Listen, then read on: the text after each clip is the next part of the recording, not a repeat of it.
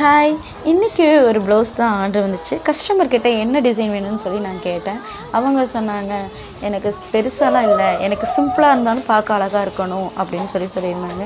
சரி, நான் லைன்ஸே உங்களுக்கு போட்டு தரேன் அப்படின்னு சொல்லிட்டு அவங்களோட சேரீ கலர் ஸ்டோனை வாங்கி நான் வச்சுட்டு, அதுக்கப்புறம் கல் ஸ்டோன் வாங்கி அதையும் ஃபிட் பண்ணி அவங்களுக்கு நல்லா ப்ராடாக வர்ற மாதிரி நான் பண்ணி கொடுத்துருந்தேன்.